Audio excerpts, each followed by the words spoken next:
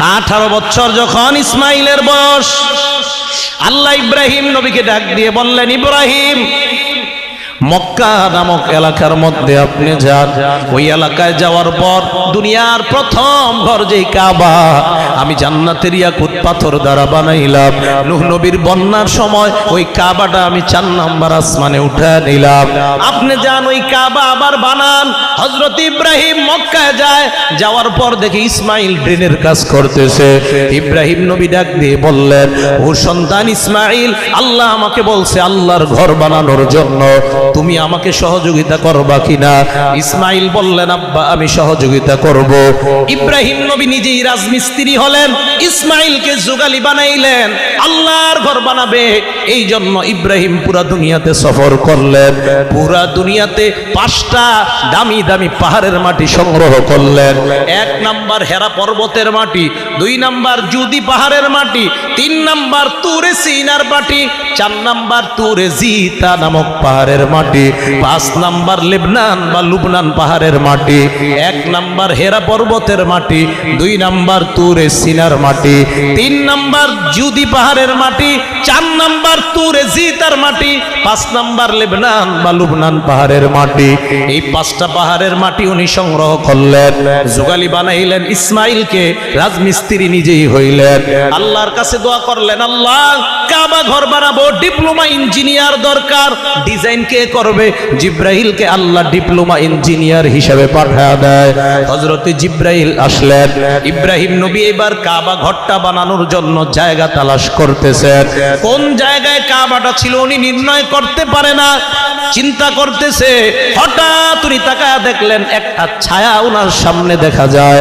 উনি তাকায় দেখলেন মাথার উপরে আসমানের মেঘ এসে গেছে।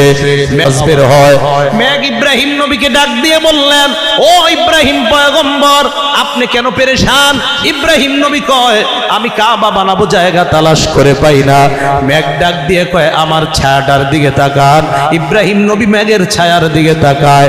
মেঘ ডাক দিয়ে বলে, আমি যতটুকু জায়গা ছায়া দান করলাম, এই জায়গার মধ্যে আপনি আল্লাহর ঘরটা বানানেন। ইব্রাহিম নবী এবার ঘর বানাবেন, ডাক দিলেন। ডাক দেওয়ার পর এবার জায়গাটা পরিষ্কার করা দরকার। হঠাৎ একটা বাতাস আসছে, বাতাসটা দেখতে সাপের মতো, আবার মাথাটা মানুষের মতো। ওই বাতাসের মুখেও মানুষের মতো আওয়াজ বের হয়। বাতাস ডাক দিয়ে বললেন, এ ইব্রাহিম পয়গম্বর, আপনি ভালো করে তাকান। হঠাৎ দেখে বাতাস ওই জায়গা থেকে বন জঙ্গল পরিষ্কার করে দেয়। ইব্রাহিম নবী তাকা দেখলেন জায়গাও পরিষ্কার, আবার ছায়া পরিমাণ জায়গা, কাবার জায়গা। এবার কাবা বানানো শুরু করলেন। ইসমাইল জোগালি দেয়, ইব্রাহিম নবী কাবা বানায়। উপরের কাজ করার জন্য আপনারা দেখবেন রাজমিস্ত্রিরা রশির মাধ্যমে ঝুইলা ঝুইলা কাজ করে। ইব্রাহিম নবী বললেন, আল্লাহ আমি উপরের কাজ কিভাবে করব? আল্লাহ বললেন, মাকামে ইব্রাহিম নামক একটা পাথর আছে, ওই পাথরের উপর দাঁড়ান। কাবা শরীফের দরজা থেকে তাকায় দেখবেন এই কোনাকুনি একটা ছোট্ট পিতলের মিনারা আছে। ওই পিতলের কালার মিনারার উপরে দেখবেন একটা কাচের অংশ আছে। ওই কাচের ভিতরে একটা পাথর দেখা যায়। ওই পাথরটাকেই মাকামে ইব্রাহিম বলা হয়। আল্লাহ বললেন, আপনি ওই পাথরের উপর দাঁড়ান। ইব্রাহিম পাথরের উপর দাঁড়ায়।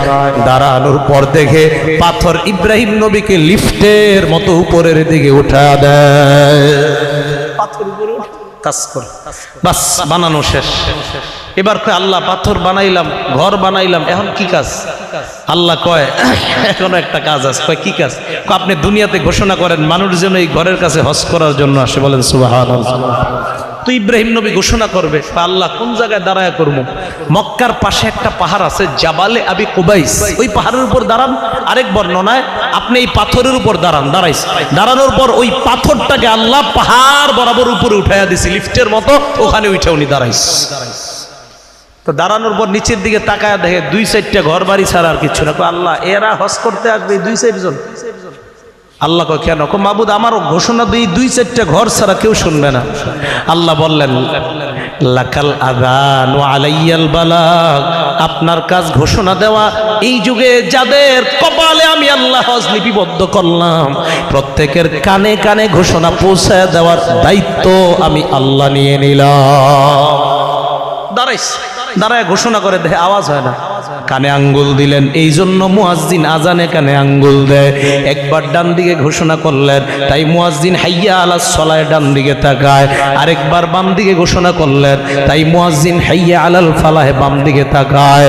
ইব্রাহিম নবী ঘোষণা করার পর হযরতে ইব্রাহিমের ওই ঘোষণাটা তাফসীরের কিতাব অনুযায়ী পুরা দুনিয়ার যাদের কপালে আল্লাহ হজ লিপিবদ্ধ করছে প্রত্যেকের কানে কানে এই ঘোষণা আল্লাহ পাঠায়া দেয়।